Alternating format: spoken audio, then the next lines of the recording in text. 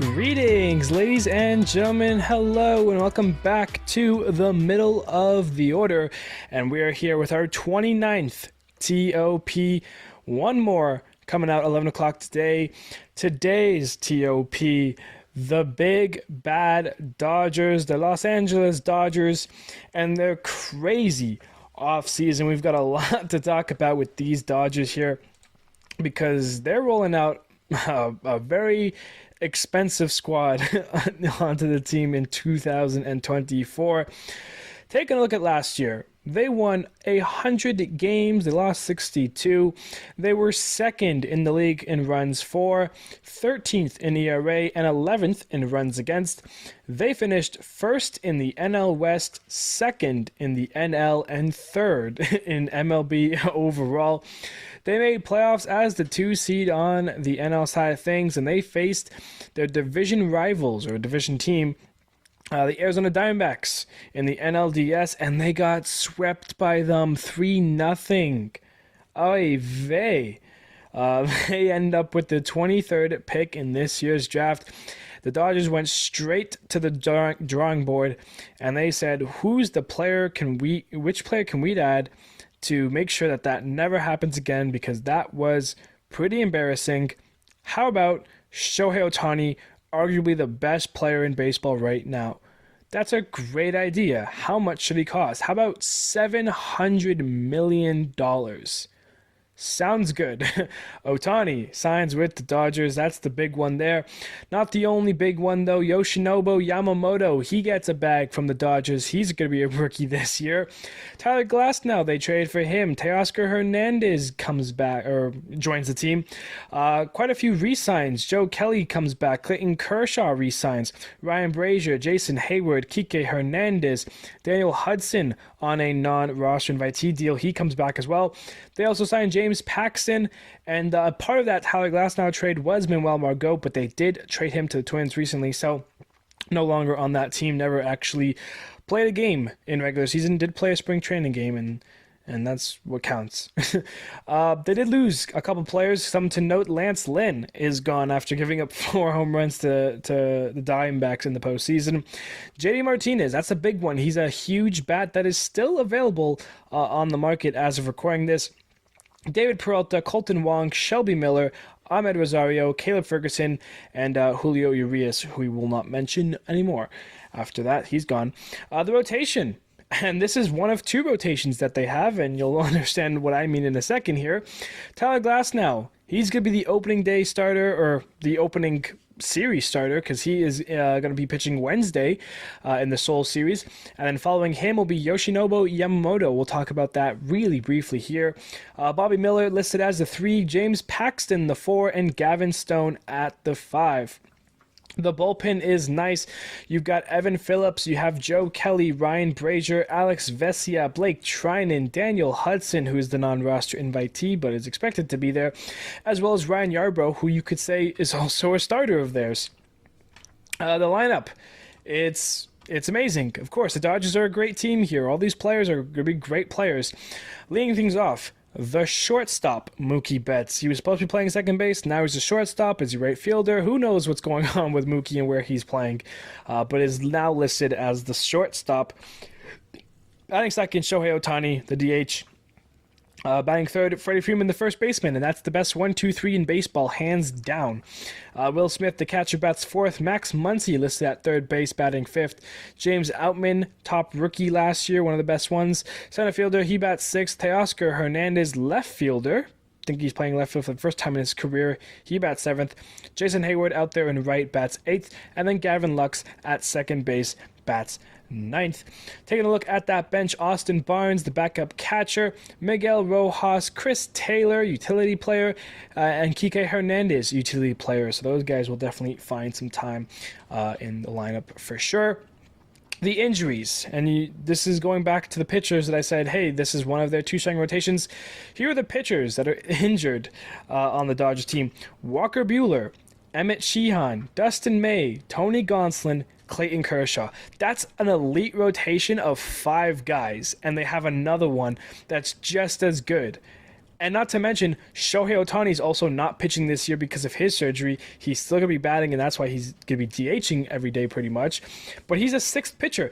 They have, what is it, 12 different starting pitchers right now at the major league level who have done it and, can do it. And it's very impressive. Brusdar Graterol, part of their bullpen, he has hip tightness. He's expected to start the year on the IL. Blake Trinan, a bruised lung, is projected for the opening day. Going off of the 5 starting pitchers, Clayton Kershaw, he's going to miss at least the first half for sure. He's on the 60-day IL after getting shoulder surgery. Tony Gonsolin and Dustin May both received Tommy John surgery as well. Those two got Tommy John surgery. They're on the 60-day IL, and both of them are questionable for the 2024 season. Walker Buehler, he had Tommy John surgery back in 2022. He has no timetable for his return, but it is hopefully going to be soon. And then Emmett Sheehan, he has shoulder soreness and is expected to start the year on the IL as well. A lot of pitchers, a lot of great pitchers that the Dodgers would love to have back, but they have a lot of depth. Trading for Glasnow, signing Yamamoto, signing Paxton. So there's options there for the Dodgers and plenty of them. All right, let's talk about these 2024 Dodgers, and let's start with the new shortstop, Mookie Betts, right fielder, second baseman, shortstop. He kind of danced around a little bit last year, and he's been great, really, since making his debut in 2014, 2015. He's either been an All-Star, a Gold Glove winner, a Silver Slugger winner, finished in MVP voting in the top 10. He's got an MVP in 2018. He's been fantastic. He's been one of the best. Last year with the Dodgers, his 4th year with the Dodgers already, how time flies. 152 games, 179 hits, 39 home runs. Almost was a 40 home run hitter for the first time in his career.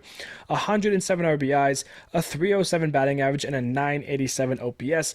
Mookie Betts is great. The only thing that you can kind of spin against him really is this shortstop thing. He got a game or two last year. He got a little bit in second base. It's definitely going to be a different defensive side of things. He's still an amazing defender, and it's just one of the best athletes in the world right now, in my opinion. But it might be a little bit of an adjustment from right field to the middle infield.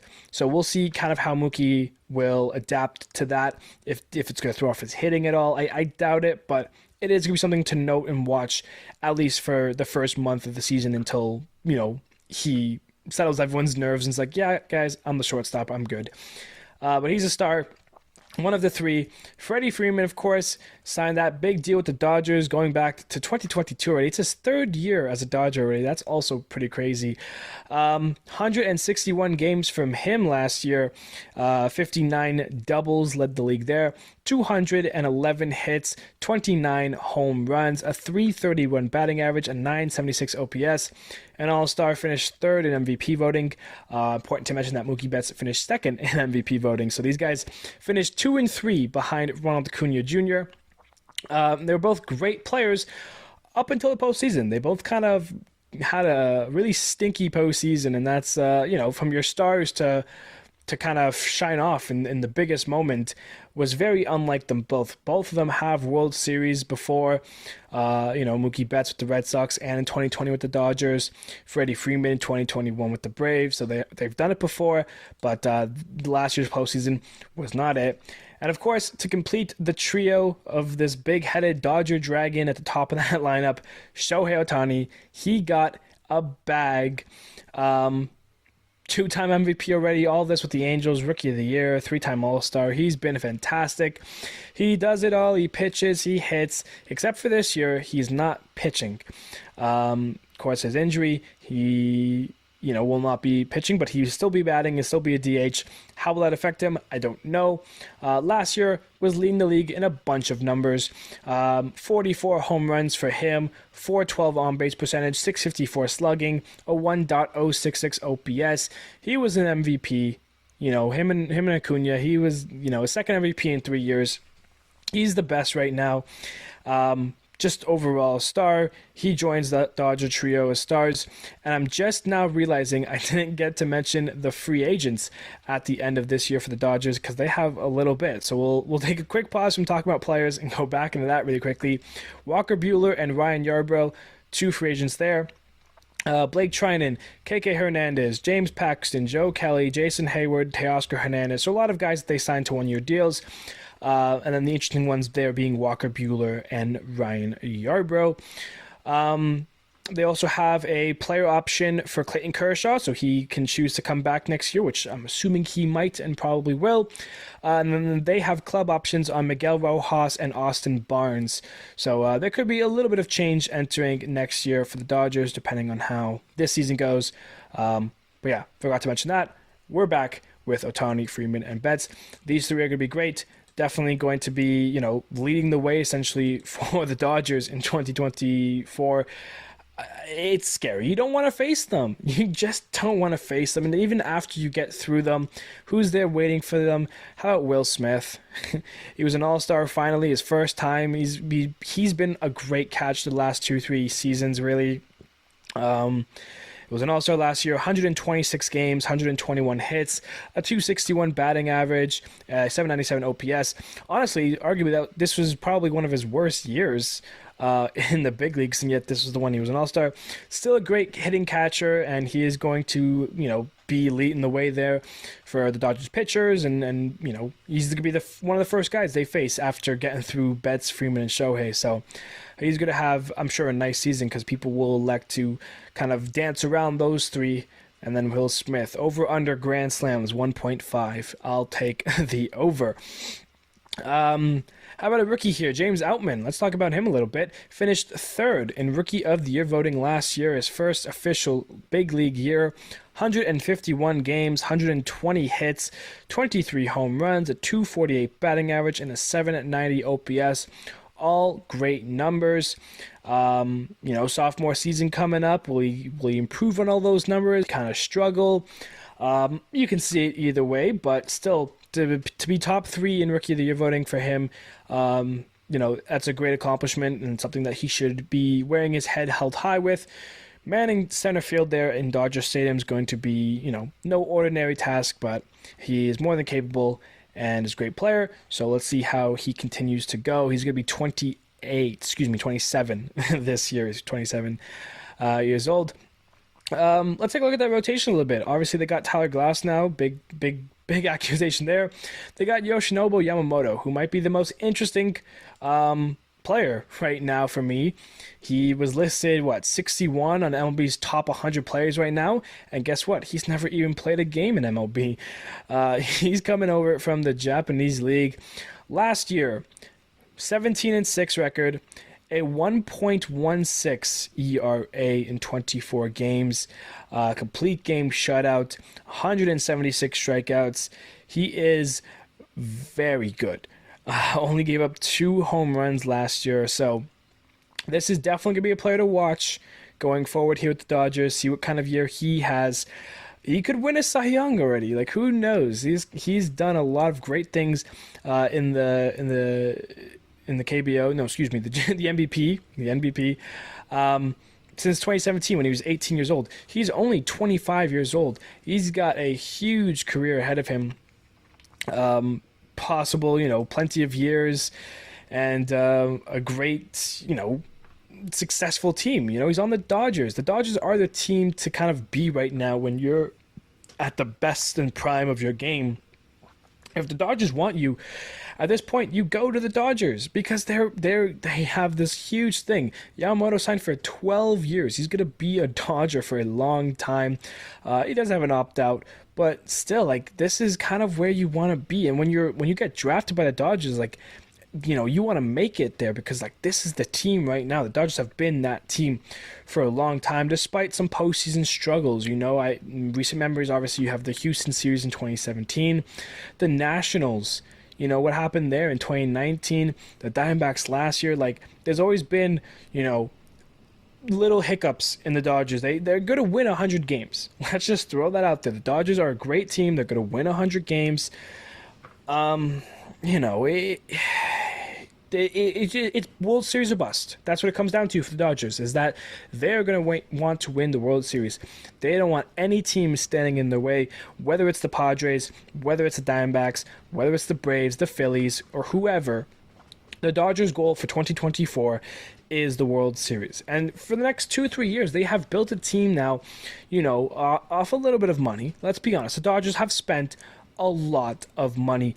Their estimated payroll is over $300 million. They're over the luxury tax. They just paid $700 million to Shohei.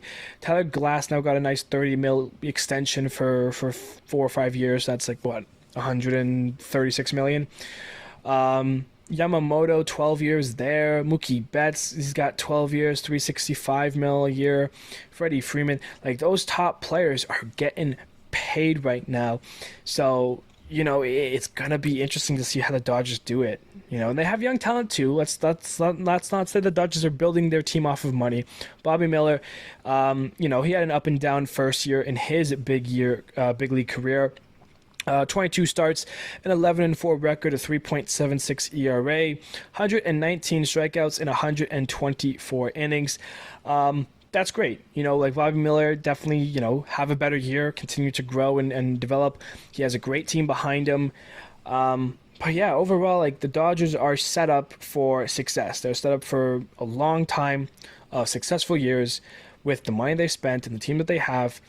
And, you have to just kind of wonder, like, what kind of moves will be made going forward. Like, what is they going to do? They're going to go into, every month, every game, and 9 times out of 10 win that game. Like they are going to have great amounts of success. You look at last year specifically, the worst month that they played was in June, and they were 12-12. They still were 500. They never had a month below 500. Their August, they won 24 games and lost 5. Like, we're talking about a Dodger team that in the next 2-3 years can hold the record for the most wins in a regular season. Like, these guys are super good. Like, that's just how it is. And to be honest with you, like, I'd be worried if I was any other NL team.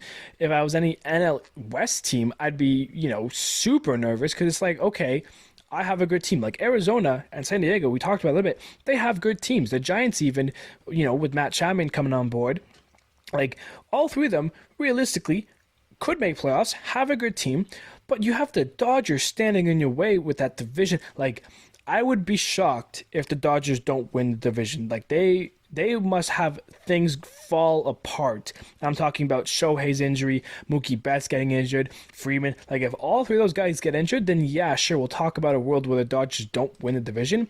But they have built a team and bought a team that is built for postseason and built for long runs at World Series here. Like, this might be one of the best like super teams we've seen in a long time across all of sports. Like, I'm not just saying, basketball, hockey. Like, no, this Dodgers team right now, this team is everything. And like, I forget who had the quote. I think it was someone from Dodgers camp.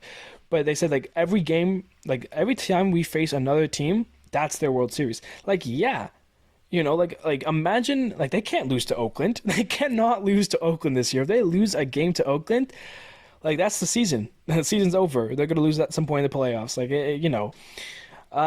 But yeah, overall, the Dodgers want World Series. They've spent money to make happens. Playoffs is almost but secured on opening day already. Like, I don't know. Speaking of opening day, despite it being on the 28th on the Thursday, let me double check that. Yep. The Dodgers and Padres, they get started a week before, Wednesday the 20th and Thursday the 21st. They have the Soul Series. Dodgers and Padres, they have 2 games. Game 1 on Wednesday is going to be Tyler Glasnow versus Yu Darvish. And then game 2, they're going to swap home and away. So the Padres would then be away the second game with Joe Musgrove on the mound facing Yoshinobu Yamamoto. So, that's cool. Both the Japanese and Korean pitchers I'm sorry, I'm not sure which one or on specifics behind that, but they'll both be the home starting pitcher in this whole series, which I think is really cool. So those will be exciting to watch. The Dodgers over-under is the highest among all 30 baseball teams, 103.5. Call me crazy, that is a very high number, but I'm taking the over. The Dodgers are going to win 110 games. They're going to be a super team. I wouldn't be surprised if they win 120. Like, good luck facing the Dodgers right now, like, throughout the regular season. If they have their guys healthy and things are coming, when Buehler comes back and Kershaw even, like, yeah, good luck. Like, you can take down the Dodgers in a series, but overall, through the course of a year, the Dodgers are going to run rampages in the NL and throughout all of baseball. Even don't think you're not safe, AL teams. Like, you guys are just as much in the heat there. But when it comes to playoffs, hey, anything can happen in baseball, and that's why it's the best. That's going to wrap up this TOP here for the Dodgers. Thank you, everybody, so much for listening. We have one more left at 11 o'clock. Right now, the Atlanta Braves, the team that I think is the best in baseball still, despite the Dodgers' super sane stuff. We'll be talking about that when that episode airs. And that will wrap up the TOP. So, yeah, we made it. One more left, guys. Thank you, everybody, so much. And I will see you next time.